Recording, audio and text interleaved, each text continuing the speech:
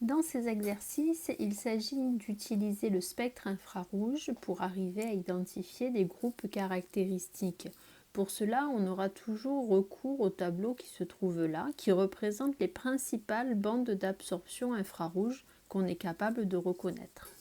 Donc dans le premier exercice, l'exercice 14, on vous donne le spectre et on vous demande le groupe caractéristique. Donc on va essayer de reconnaître les bandes principales qu'on sait déjà reconnaître et de les surligner pour les associer à des types de liaisons. Donc on repère en premier la bande qui se situe ici. Donc cette bande-là va avoir un nombre d'ondes qui est aux alentours des 3500 cm-1. Donc il s'agit forcément d'une liaison OH. Ensuite, on repère aux alentours des 3000 cm-1, ici une bande d'absorption à ce niveau-là, qui dans cette zone-là va forcément correspondre à un alcane. On pouvait avoir également un OH de l'acide carboxylique. Et ensuite, c'est tout. Puisqu'en fait, je vous rappelle qu'on ne regarde pas tout ce qui va se passer dans la zone inférieure aux 1500 cm-1. Donc tout ça, on ne le regarde pas, ça constitue l'empreinte digitale de la molécule. Donc on peut donc répondre à la question petit a en disant que la molécule contient un groupement hydroxyle OH et c'est tout. Petit b, on vous demande donc de donner le nom et la formule semi-développée de cette molécule, sachant qu'elle contient 2 atomes de carbone. Donc on va associer l'information du petit a et l'information du petit b. Pour écrire, donc on a 2 atomes de carbone et on a forcément un OH. On complète ensuite avec les hydrogènes pour que chaque carbone fasse bien 4 liaisons. La molécule étant écrite, on n'a plus qu'à la nommer et vous voyez qu'il s'agit de l'éthanol. On va faire la même chose pour l'exercice 15 qui se situe juste après. Dans l'exercice 15, on vous donne le spectre infrarouge du pentane de Hall. Première question, on vous demande d'écrire la formule semi-développée de cette molécule. Donc pentane de Hall, on va donc avoir 5 carbones ici et en position 2, le groupement hydroxyle OH. On complète avec des hydrogènes.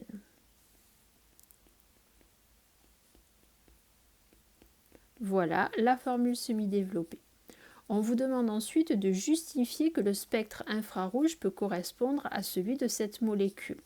Alors regardons attentivement la molécule, on cherche quels sont les groupes caractéristiques, c'est-à-dire les liaisons particulières. Donc on va avoir une liaison OH, c'est ça qui va permettre de caractériser la molécule. Regardons sur le spectre, on observe bien une bande d'absorption qui est caractéristique de la liaison OH. Donc le spectre va bien correspondre à la molécule. Question numéro 3, on vous demande est-ce qu'il est en phase gazeuse ou phase condensée. Là, nous regardons ce qui se trouve dans le tableau.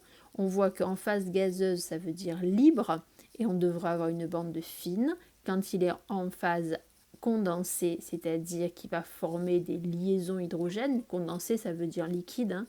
Dans ce cas-là, on a une bande large. Nous avons visiblement une bande large, donc le pentane de Hall se trouve en phase condensée. Dans l'exercice 16, on vous demande de la même manière la formule semi-développée de l'hexane de Hall. Hexane, ça veut dire 6 carbones.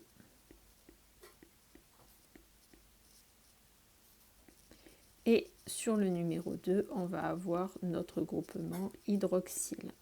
On complète ensuite avec les hydrogènes en faisant attention qu'un atome de carbone ne fait que 4 liaisons.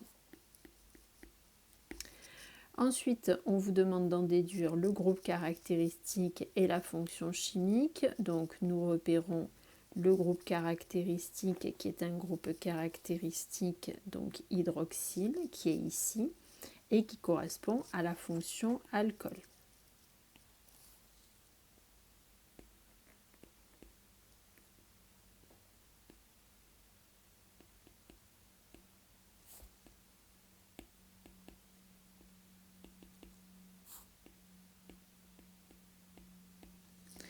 On vous demande alors d'identifier les bandes d'absorption A, B, C et D.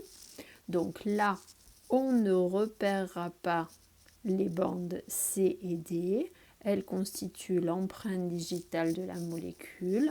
On ne peut identifier que les A et B. D'après le tableau et d'après le groupe caractéristique, la bande qui s'appelle A va donc correspondre à la liaison OH et la bande B va correspondre à des liaisons CH. Dans l'exercice 17, on vous parle du 2-méthylpropanol, qui est une espèce chimique qui est présente dans la composition des peintures. Et le but est de développer un procédé qui permet d'obtenir cette molécule à partir de l'acide 2-méthylpropanoïque. Quand on a fini la transformation, on réalise le spectre pour savoir quelle est la molécule qu'on a fabriquée. Donc, première question, à partir des deux formules semi-développées, justifiez le nom des deux espèces chimiques. Donc là, on cherche à trouver quel est le groupe caractéristique, puisque c'est lui qui va être responsable de la terminaison de la molécule. Donc sur la première molécule de méthylpropanol, on voit bien la terminaison OH qui va correspondre à la fonction alcool. On voit également donc la chaîne principale à 3 carbones qui va correspondre à propane, et on voit la ramification méthyle CH3 qui est en position 2. Pour la deuxième molécule, c'est le même principe. On repère le groupe caractéristique ici, qui va correspondre à oïque et acide.